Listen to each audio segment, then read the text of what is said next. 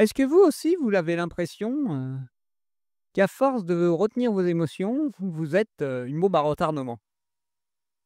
Et qu'entre guillemets, ce qu'on nous a raconté que fallait, apprendre à gérer ses émotions et à les contenir, c'est pas la meilleure des solutions. C'est ce que je me rends compte de plus en plus en les laissant circuler, en les écoutant un peu plus, même beaucoup plus, en les acceptant et en faisant mes alliés. Parce que ce ne sont que des révélateurs des histoires que je me raconte. Si je me raconte que je n'y arriverai jamais, c'est normal que je sois triste. Si je me raconte qu'il faut que ça marche du premier coup, c'est normal que j'ai peur d'y aller. Parce que vu que c'est pas garanti et vu que c'est très peu possible que ça se passe comme ça, c'est normal que je me dis, «Mais pourquoi essayer, Je vais pas atteindre ce que je me raconte, je vais pas arriver à réussir du premier coup et donc je vais être déçu». Donc ces émotions, elles sont juste des indicateurs de mon monde intérieur.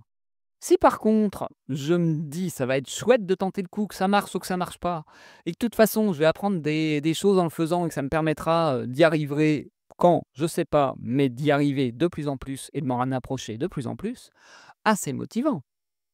Si je me dis, «Ouais, mais de toute façon, à l'arrivée, tu auras un gros gâteau», c'est motivant. Voilà, oui, mais à l'arrivée, tu seras fier de toi ou tu sauras que voilà, c'est plus motivant. En gros, ces émotions, c'est juste des révélateurs de mon monde intérieur.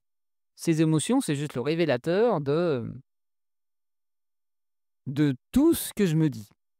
Et c'est pas en les enfermant, en enfermant ces émotions que mon monde intérieur change. C'est en les écoutant que je peux changer mon monde intérieur, que je peux changer les histoires que je me raconte, que je peux changer les choses auxquelles je me soumets.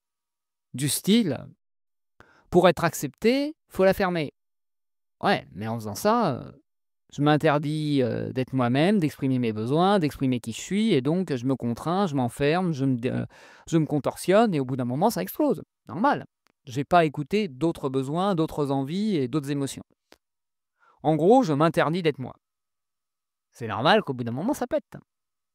Donc contenir les émotions, c'est juste, comme si on cassait tous les indicateurs du tableau de bord et qu'on naviguait à vue, qu'on conduisait, dans le brouillard total.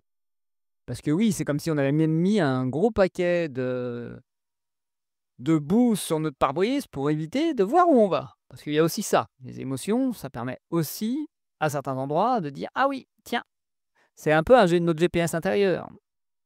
Est-ce qu'on a vraiment envie de fonctionner sans GPS, sans indicateur d'huile, sans indicateur d'essence?»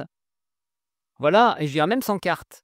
Parce que c'est aussi, plus qu'une boussole, ça peut aussi être la carte de: «Oui, là, il y a un problème. Là, on n'est pas au bon endroit». Et c'est ça, souvent, qu'on oublie, c'est que nos émotions, c'est pas le souci. Nos émotions, ne sont qu'une conséquence de de ce qu'on raconte comme histoire, selon notre passé, notre vécu, nos croyances et cetera et cetera.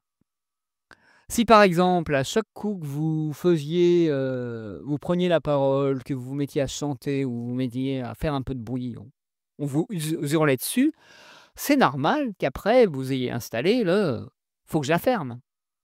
Mais qu'en même temps, ça génère une tension intérieure parce qu'il y a qu'une envie, c'est de vous exprimer. Et donc cette émotion de mal-être, de je ne suis pas à l'aise en groupe ou je ne suis pas à l'aise dans tel environnement ou dans telle situation, c'est juste un indicateur que vous vous racontez l'histoire que vous devez être autrement que ce que vous avez envie d'être et ce qui génère une distorsion. Donc oui, c'est juste, un indicateur. C'est juste comme la douleur qui indique que: «Ah oui, là, va peut-être falloir réajuster» ou là, va peut-être, falloir accueillir cet indicateur et voir si ça évolue. Voir si c'est, parce que la douleur des fois, elle disparaît d'un coup aussi. Et si on se raconte l'histoire que les émotions ou la douleur, ça ne peut pas bouger, parce qu'il y a aussi ça qui peut poser souci, que c'est quelque chose qu'il faut, fuir parce que ça génère un danger, oui. Si l'émotion ou la douleur, ce sont des dangers, c'est normal qu'on les verrouille, mais ça nous empêche de réajuster les choses. Donc c'est pas le meilleur des fonctionnements. Voilà, en quelques quelques minutes ce que j'avais envie de vous dire aujourd'hui sur le rapport aux émotions. J'en reparlerai sûrement dans un prochain épisode. Eh bien, comme d'habitude, n'hésitez pas à noter, partager ce podcast, le commenter, m'envoyer un message si vous voulez que je vous accompagne ou si vous voulez partager votre point de vue sur cet épisode ou un autre épisode. Et je vous dis à demain pour un nouveau sujet.